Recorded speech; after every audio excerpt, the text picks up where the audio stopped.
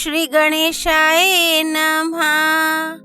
ओम श्री पुराण पुरुषोत्तमाय नमः। श्री शिव पुराण संहिता 7 वायवीय संहिता उत्तरखंड अध्याय 2। उपमन्यु द्वारा श्री कृष्ण को पाशुपत ज्ञान का उपदेश। ऋषियों ने पूछा, पाशुपत ज्ञान क्या है? भगवान शिव पशुपति कैसे हैं? और अनायास ही महान कर्म करने वाले भगवान श्री कृष्ण ने उपमन्यु से किस प्रकार प्रश्न किया था? वासुदेव, आप साक्षात शंकर के स्वरूप हैं, इसलिए ये सब बातें बताइए। तीनों लोकों में आपके समान दूसरा कोई वक्ता इन बातों को बताने में समर्थ नहीं है। सूत जी कहते हैं, उन महर्षियों की यह बात सुनकर वासुदेव ने भगवान शंकर का स्मरण करके इस प्रकार उत्तर देना आरंभ किया। वासुदेव बोले, महर्षियों, पूर्व काल में श्री कृष्ण रूपधारी भगवान विष्णु ने अपने आसन पर बैठे हुए महर्षि उपमन्यु से उन्हें प्रणाम करके न्याय पूर्वक यों प्रश्न किया।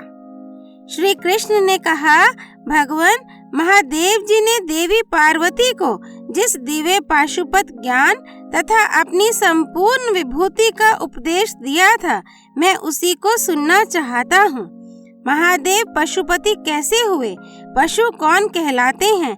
वे पशु किन पाशों से बांधे जाते हैं और फिर किस प्रकार उनसे मुक्त होते हैं?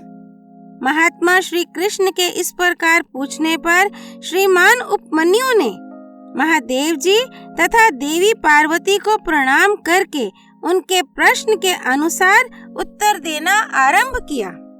उपमन्यु बोले, देवकी नंदन, ब्रह्मा जी से लेकर स्थावर पर्यंत जो भी संसार के वशवर्ती चराचर प्राणी हैं, वे सब के सब भगवान शिव के पशु कहलाते हैं और उनके पति होने के कारण देवेश्वर शिव को पशुपति कहा गया है। वे पशुपति अपने पशुओं को मल और माया आदि पाशों से बांधते हैं और भक्ति पूर्वक उनके द्वारा आराधित होने पर वे स्वयं ही उन्हें उन पाशों से मुक्त करते हैं।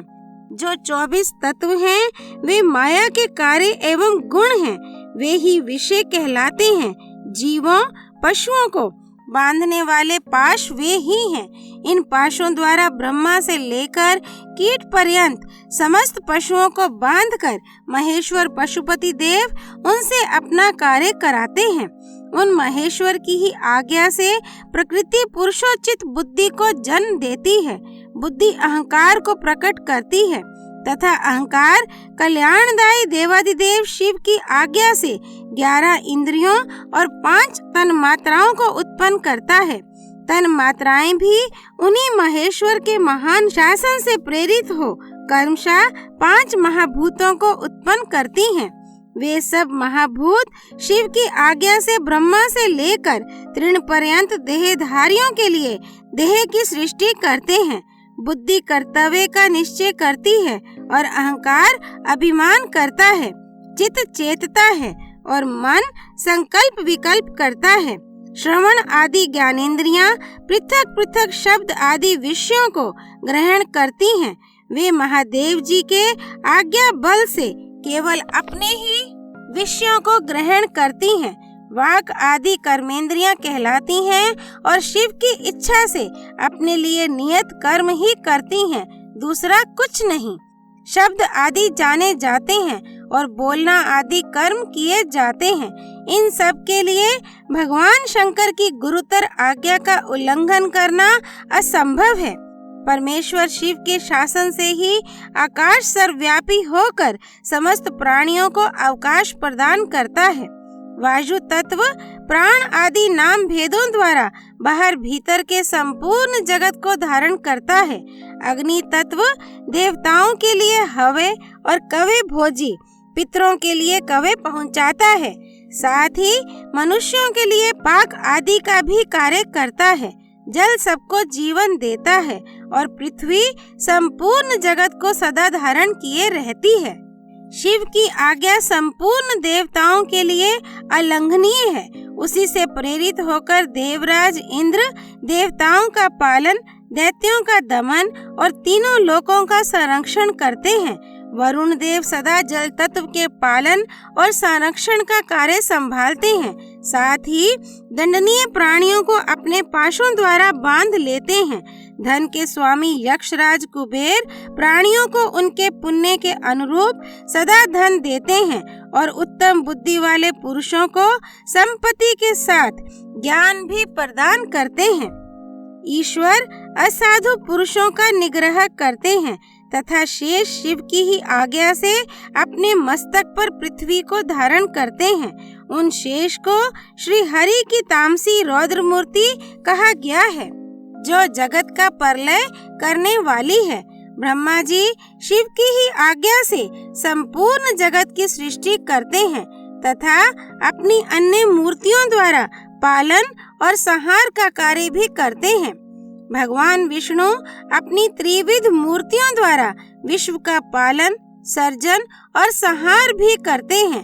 विश्वात्मा भगवान हर भी तीनों रूपों में विभक्त हो संपूर्ण जगत का संहार, सृष्टि और रक्षा करते हैं।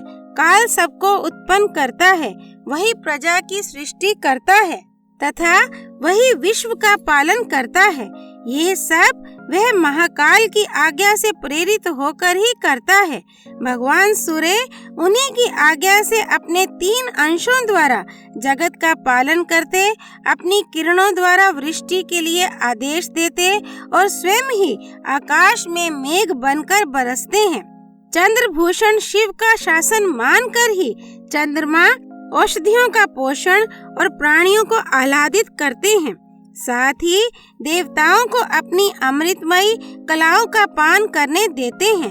आदित्य, वसु, रुद्र, अश्विनी कुमार, मरुदगण, आकाशचारी ऋषि, सिद्ध, नागगण, मनुष्य, मृग, पशु, पक्षी, कीट आदि स्थावर प्राणी, नदियां, समुद्र, पर्वत, वन, सरोवर, अंगों सहित वेद, शास्त्र, मंत्र, वैदिक स्तोत्र और यज्ञ आदि, काला अग्नि से लेकर शिव पर्यंत भुवन, उनके अधिपति, असंख्य ब्रह्मांड, उनके आवरण, वर्तमान, भूत और भविष्य, दिशा विदिशाएं, कला आदि काल के भिन्न भिन्न भेद तथा जो कुछ भी इस जगत में देखा और सुना जाता है वह सब भगवान शंकर की आज्ञा के बल से ही टिका हुआ है। उनकी आज्ञा के ही बल से यहाँ पृथ्वी, पर्वत, मेघ, समुद्र, नक्षत्रगण, इंद्र आदि देवता, स्थावर, जंगम अथवा जड़ और चेतन सबकी स्थिति है। अध्याय 2 संपूर्ण। भगवान श्री कृष्ण की जय। उमा वल्लभ महेश्वर पशुपति देव की जय। अजन्मा वाजु देवता की जय। हर हर महादेव। श्री हरि अर्पणमस्तु।